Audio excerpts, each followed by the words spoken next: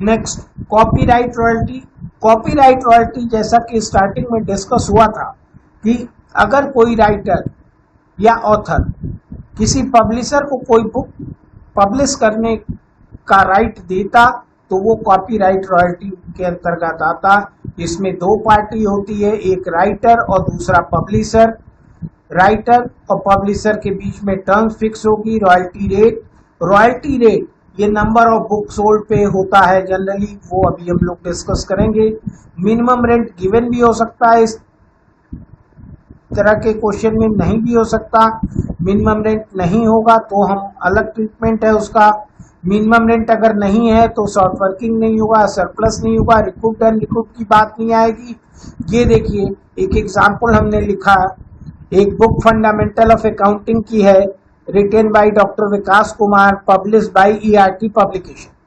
तो इस एग्जाम्पल में आप देखेंगे कि डॉक्टर विकास कुमार जो है वो राइटर हैं और ईआरटी पब्लिकेशन जो है वो पब्लिशर। और मिनिमम रेंट अगर गिवन होगा तो उसका ट्रीटमेंट और है। और राइटर डॉक्टर विकास कुमार और पब्लिशर ईआरटी पब्लिकेशन। और इस केस में आपको ये ध्यान रखना है कि पब्लिशर जो है वो राइटर को रॉयल्टी पे करेगा, मींस ईआरटी पब्लिकेशन डॉक्टर विकास कुमार को रॉयल्टी पे करेगा। लेकिन यहाँ दो चीज आपको ध्यान में रखनी है।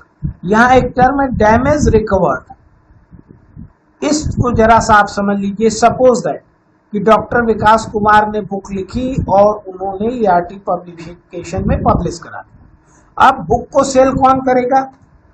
जो पब्लिशर है वही बुक को सेल करेगा, और जितनी बुक सेल करेगा उस पे इनको क्या पे करेगा? अब देखिए होता क्या है कभी कभी कि पब्लिशर ने डॉक्टर विकास कुमार से कहा कि आप अपनी बुक में कुछ चेंज करके हमें दे दें, और पब्लिशर डेट फिक्स कर देता। जैसे सपोज दैट कि इन्होंने फिक्स कर दिया कि आप अपनी बुक में चेंज करके हमको 31 मार्च 2021 तक दे दी। नहीं, इफ नॉट, अगर आप नहीं करते तो हम आपसे क्या लेंगे? डैमेज। क्योंकि आप मार्च तक करके देंगे तो अप्रैल में जून में हम उसको प्रिंट करेंगे और उसको जुलाई में हम मार्केट में ले आएंगे, तो बच्चों का एडमिशन होगा जुलाई में, तो बुक सेल होगी। लेकिन डॉक्टर विकास कुमार 31 मार्च 2021 को न देकर उसको 1 अगस्त को इन्होंने चेंज किया। तो इस डीले की वजह से क्या हुआ? ये जो डीले हो गया, उस डीले की वजह से ये अगस्त, सितंबर, अक्टूबर में बुक पब्लिश करेंगे और नवंबर में उसको मार्केट में ले आ।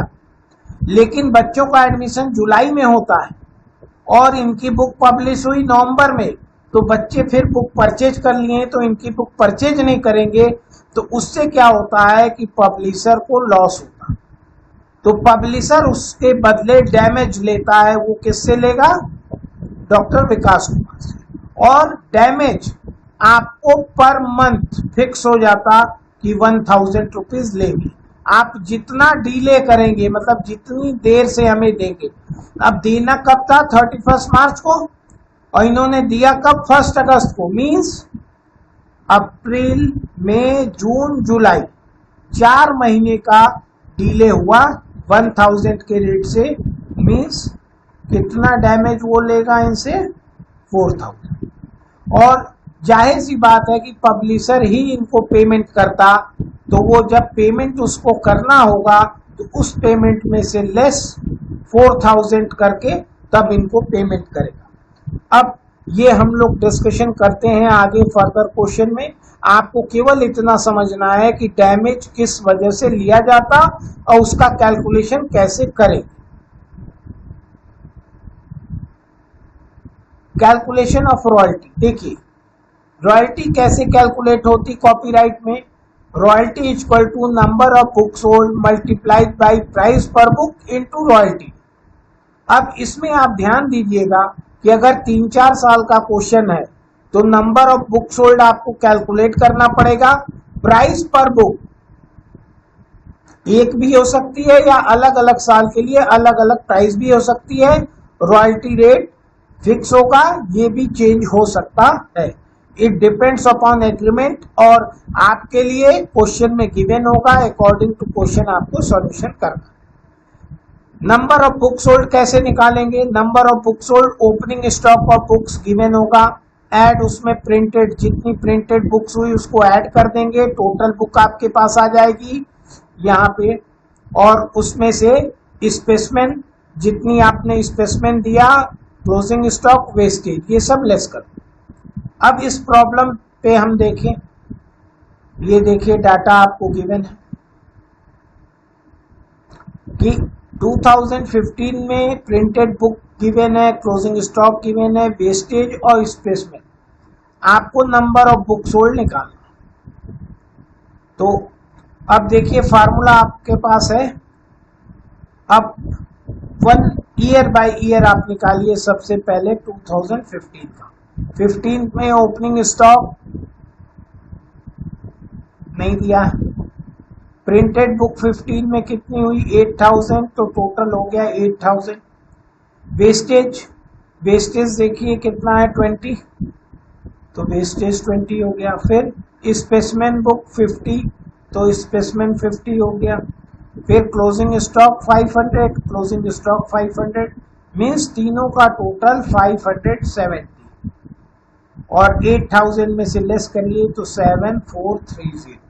ये आपका नंबर ऑफ बुक सोल्ड आ गया 15 का। ठीक है, 7430 देखिए 15 का आ गया। अब आप 16 का निकालिए इसी तरीके से।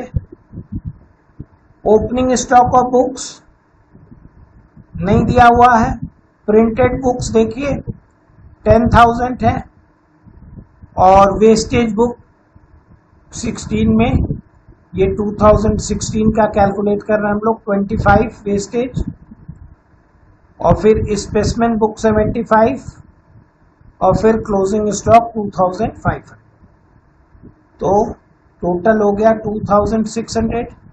कितना आएगा लेस करके, कोई बताइए?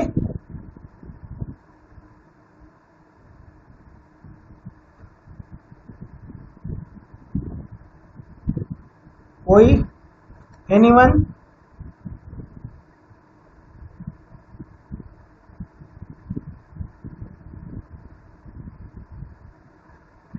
$7,400। ओपनिंग स्टॉक क्या होगा यहाँ पे, बोलिए क्या चीज?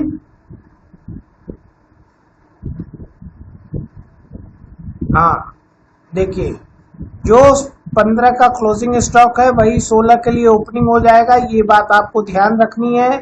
तो इसीलिए मैं रुका था। अब ये आएगा 7,900। क्लियर है? मीन्स इस चीज को आप ध्यान दीजिएगा। और 16 का ये है, और इसी तरह आप 17 का करेंगे। फिर इस 7,900 10,500 में से लेस करिए, 10,500 में से 2,006,